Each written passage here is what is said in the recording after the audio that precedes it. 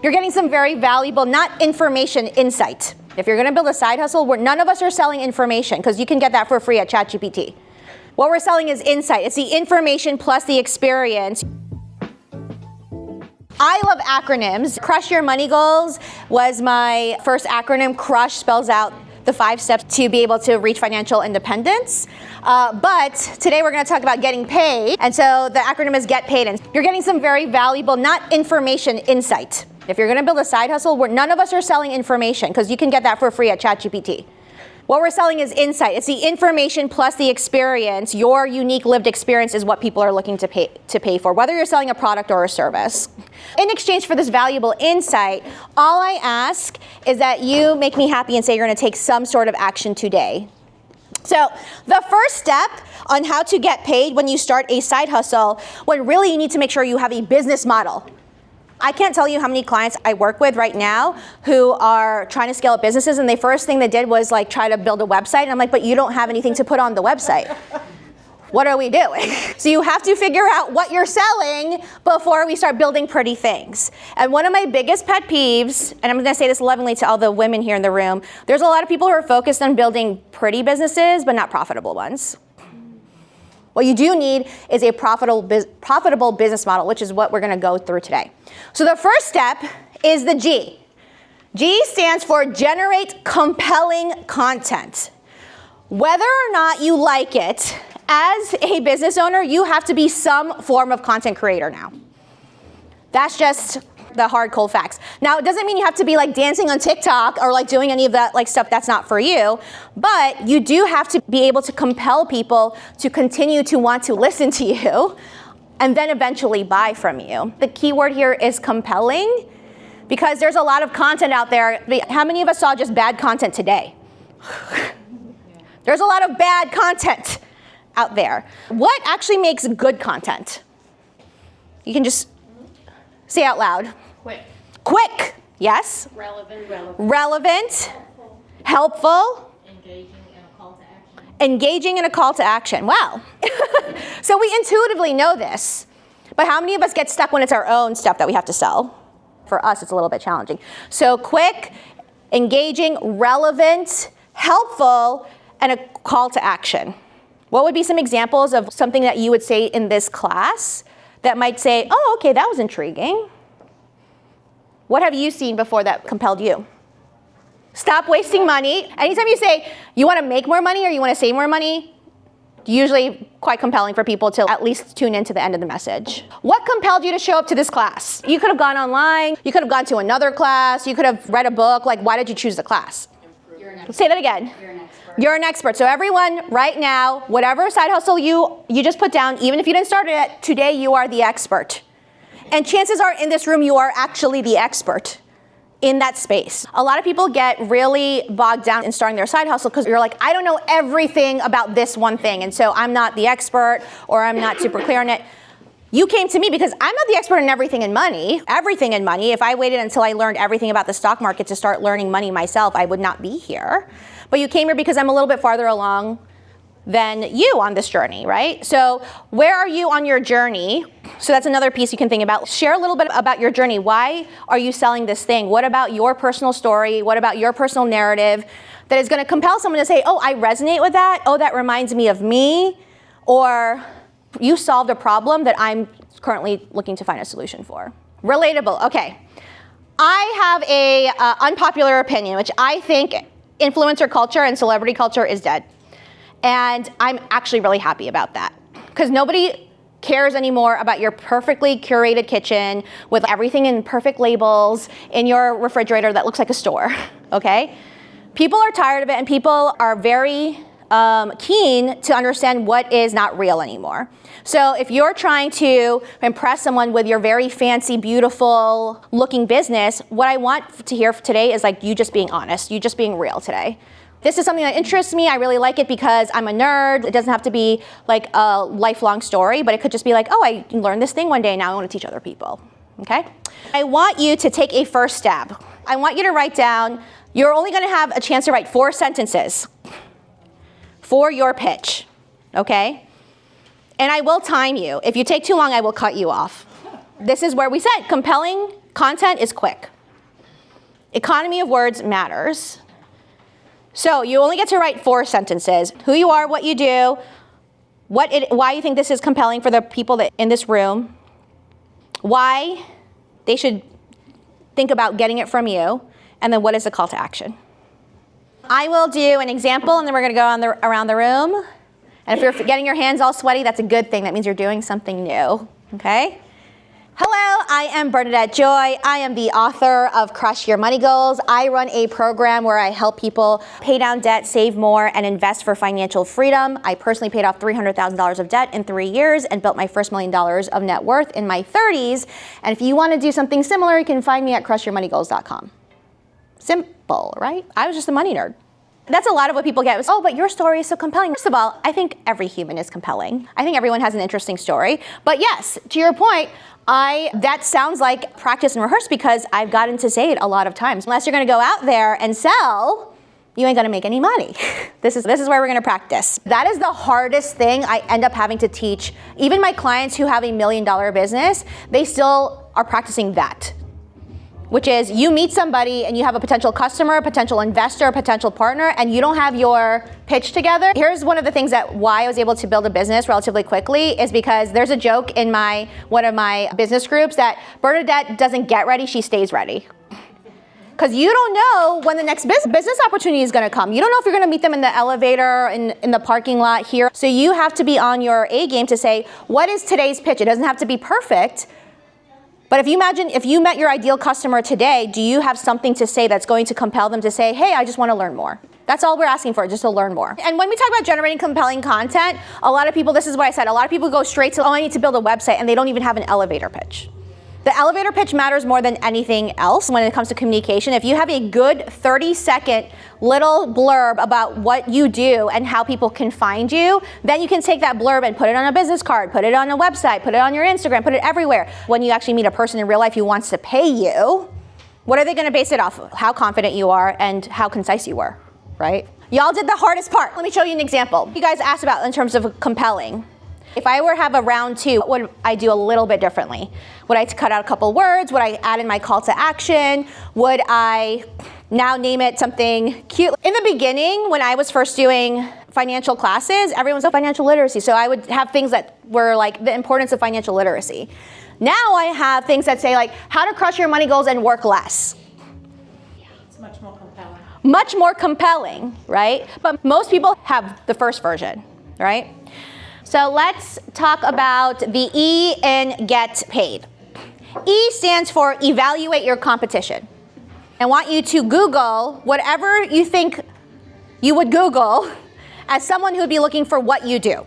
So if you're like, I'm looking corporate yoga, let's Google that and see what shows up. Like cookies, Google now on your phone, what are the search terms? And I want you to do what most people do, which is they look you up, and they judge you within the first 5 minutes of what they see there. What are 3 to 5 things that you think that competition, quote unquote, by the way, I think there's room for all of us. There's plenty of money to be made. There's a new pizza store that opens up every day. That's actually a truth. So I want you to look up their website or their Instagram and write down 3 to 5 things that you think they do well. It could be like, oh, they have a nice clean website. Oh, like they have a fun little title. I just like their handle. They have a good profile picture. 3 to 5 things that you think they do well. Then I want you to take the next step. What are 3 to 5 things that you could do differently? It doesn't mean better or beat them. It's just, okay, their logo is blue. Maybe mine will be green. Maybe they only take kids under 5. Maybe we will try 5 to 10 years old.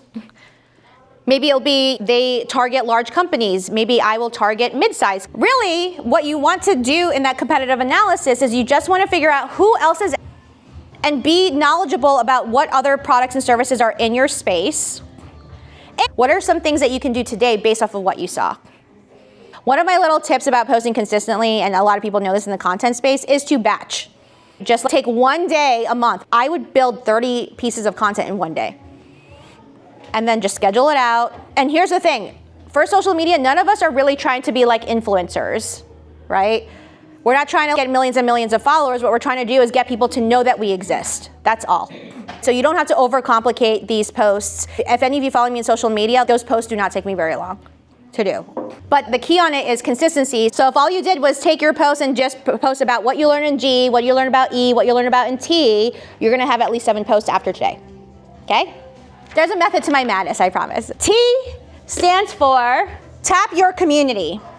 I want you to think of 5 people that you know, either in your like real life or people in the periphery, people in your social network, 5 people that you can just test this idea with. I talk to a lot of people, oh, I have this great idea, I have this great idea. Okay, go talk to someone who is, in an ideal world, this would be someone who would be a potential paying customer, okay? Because we're trying to get paid. We're not trying to give free shit away. So I want you to think about who could be 5 potential customers. If you don't know a direct customer, someone who would be connected to 5 potential customers. If you're more in the exploratory phase, I don't know who the customer is, he might talk to 5 other people who do something similar and say, how do you get paid? I was the host of a personal finance conference called FinCon, okay? It's 1,000 other people in personal finance. And I was asked to be the host of it. And I'm like, what the hell can I say to other people who are doing the same exact thing as me? So if y'all have any fear of just, oh my God, I'm gonna be like the dumbest in the room. I was literally one of the dumbest people in the room. But I noticed a lot of people were like literally standing in the corner. Basically, I'm not gonna talk to anyone. And you're not gonna make any money that way. On the second day of the conference, I was on stage and I said, okay, everyone is leaving this room, 1,000 people, with this assignment. You need to go up to somebody today and get rejected. And you will keep talking to people until you get rejected. You know what ended up happening? But everyone that came up to me so far said, I've talked to 5, 10 people today and no one's rejected me yet. Everyone was willing to have a conversation or have me on their podcast or do a collaboration or whatever it is. But how many of us have stopped from getting our ideal customers or growing our business because we were afraid that they were gonna say no? Actually, rejection is a great sign. The more you hear no, you get a little more desensitized to it. But what is rejection actually? Redirection and feedback. If they say no, it's okay for you to say, okay, thank you for that feedback. Could you give me some feedback as to why this is not for you? And then you can improve the next time. You need at least a reasonable amount of data before you make some moves. Okay? Next, let's talk about P, price the problem. This is again where people get stuck. They're like, oh my gosh, like how much should I charge? Because I know like all the life coaches, someone's charging $2,000. I charge $2,500 a month for business coaching because I'm an actual investor, and so if someone does well in my program, I will give them their money back and then some. Here's where we're not gonna get stuck, is when we price right now, I just want you to price the pilot. The pilot of whatever it is that you're starting right now. So if it's your first batch of cookies, if it's your first 10 coaching clients, if it's your first 10 customers in your product, the way we get around getting out of this like rigmarole around pricing of just, oh my gosh, what are other people, it doesn't really matter. This is a pilot price. You can always raise the price later. Prices can change. But what we don't want to do is get stuck on, oh, I don't know how much to charge and then do nothing. When I first started Crush Your Money Goals, I was charging people $19 a month for what I now charge $2,500 a month. I don't regret it because I started, I got my first 100 people in, I learned so much in that, and now a book exists that has been recommended by Oprah because it was tested hundreds and hundreds of times. So the question was, what about all this free content that you're putting out on social media? What I use social media for, because I'm not an influencer, is I'm using that to test. I don't give a crap about followers, I don't give a crap about views, but it does tell me if, oh, all these people comment. You know how this class came to be? Because so many people asked me, I need to make extra income. Can you teach a class about them? Okay, I guess I'm teaching a class about it. So that's what we use social media for. It's to test. You gotta get out of your brain. This is about testing the market and showing people what you do. And I actually don't really care that much about undercharging when you're first starting out. There's a lot of like fodder and like, especially in the female like entrepreneur world, like charge your worth. We don't know what we're worth yet. We don't know. We have to test. If people are rejecting you, it's probably not because of the price. It's probably because you didn't articulate the benefits well enough. If the only way you can get people is to buy the lowest price, then you will always compete on price. I am not the cheapest coach out there.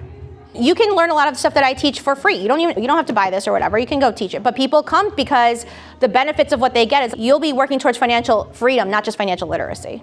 So usually, if people are rejecting you, it's because you have not articulated the benefits of your service well enough that they think it's worth it. Or it's to the wrong audience, and you're not very clear who this is actually supposed to be for, and it's for everybody, and therefore it's for nobody. So this gets us to 5, which is amplify your online presence. This is very simple. This is a quick one. Pick one platform. That's it. And do nothing else but that one platform. So it's either Instagram or TikTok, or not even both. People are like, oh, if I could just repost it from Reels to TikTok. No, pick one. Pick one that is actually where your audience lies, right? Long form is usually your best bet if you're a service, and short form is your best bet if you're a product. So if you're selling cookies, Instagram. If you're selling consulting, it's LinkedIn. And it's not just LinkedIn posts, it's probably a LinkedIn newsletter or like doing something that's a little bit longer in terms of thought leadership. I'm not posting as much on Instagram, I've gone to YouTube. Because my personality shows a lot more on YouTube than it does on Instagram. And I can talk about deeper topics on a long form video than I can on a short form video. And people who buy financial independence and financial freedom tend to have better attention spans. If you are not someone who thinks you're a content creator or have great thoughts about this, the simplest thing you can do is repost something that is in your field and share your thoughts about that. If you see a great article right now in the coaching world, everybody is talking about Mel Robbins and let them. I'm listening to the book right now, I'm like, it's okay. But my thought on it is because why it gets engagements, but it's not just, oh, I'm a hater and I don't like it. I have a post that's gonna come out. It's just, here's why I think let them is like oversimplified, or this is why I think let them is not reaching a certain demographic. For me, it felt like is a very specific demographic of women, right? And it didn't speak to me personally, right? I want you to think about what platform are you gonna focus on in just the next 30 days. Okay. Let's go to I, increase income streams. So when it comes to the pilot, I want you to think about what would be a mini, now we've said, here's the big business, right? Here's the business, here's the different things I want to do. Here's the one product I'm working on, here's the pilot of it. What is even a dialed down version? What is a piece of that pilot that you could give to people to give them a little test? Okay? It could be a testimonial. It could be a free guide. It could be a free workshop. It could be a little video, like a little tutorial video. It could be samples of your product. If you're making crafts or whatever, it's, hey y'all, I just made these 10 things or whatever. Anyone want them? And I just need feedback on them. So I have a free guide that you'll see the code later, right? Is just, hey, if you don't ever want to buy anything from me, that's fine. But here's a free guide. I curated the 5 books this year that I think you should read, the 5 podcasts that I think you should listen to, 5 short articles that I think will help you with your money goals, 5 tools that I use to build my business, 5 tools that I use for my personal finances. So if you want any of those things, it's absolutely free for you. But what that does is like it gets people socialized with the idea of, hey, I'm an expert in this field, okay? So that's to increase your income streams, where if you want to get to the big dollars first, you still have to test these, you have to put crumbs out there. And then the last piece, which is defeat doubt, is going back to what we talked about. How this class came to be was because I wrote an article in Forbes that said how to start a $500 per month speaker side hustle in 2024. This was end of 2023, okay? And if you notice, it got 47,000 views, which is way more than what I normally get. What I got were these comments from people, public comments on my LinkedIn. What do you notice about the comments that I got? They're all older white females, actually. Yeah, there was a pattern on that, which was interesting. But aside from their pictures, what do you notice about their commentary? They're all also in my field. They're very threatened. They're very threatened, right? I'm sharing this with you because on the flip side, what do you notice about these comments that I've also gotten? Positive. These are people who would actually pay me. Do I care what these people have to say who will never pay me? No. Did it hurt a little bit? Was I a little bit pissed and so spiteful that I put it into a presentation and now use it as an example for everyone to see? Yes. So the reason that I say that and I share this with you is that as you start this side hustle, you will be wonky this whole time. There will absolutely be moments where you don't know what you're doing and you're feeling like you're up right now. That's okay. And worst case scenario is people are going to come after you. which on a daily basis, I have people coming after me. Imagine if I listened to every single time that someone came after me like that and I just stopped what I was doing. If you're actually doing really well in your business, haters will show up. That is okay. It doesn't mean you're doing something wrong. I'm in the camp that there is room for all of us and there's plenty of money. So do not let this kind of stuff get you down. So the question was, how do you protect your energy and not respond? So I did not for the first couple of years. I was responding to every single comment earlier in the day. And honestly, for me, the truth was, like, it got to be so many comments, it was not reasonable to respond anymore. But what did I say about feedback and rejection? What is that actually? It's a learning experience and it's a test. So when I looked at the profiles of the people who are giving this, they were never going to be my clients anyway. When you are getting negative comments, but it's from clients that you actually wanted, then we have a problem to solve. Okay? So it's actually a great thing if the people who you never wanted anyway don't like you. That means that your message is very strong and that it's very clear who your target audience is. So that is actually a good sign. Before we go, I wanted to provide a real example. If you scan this QR code, this is my free guide, and you can use it as a template for yourself. This is something anyone can do. You can say, hey, I have a free guide for you. Here are some things that I've curated, not even created myself. Here are 5 articles about aging, or here's 5 podcasts that are great about aging. So I want you to actually download this guide. I want you to take a look at it and see how it's structured. But if you notice, this is something that anyone can do.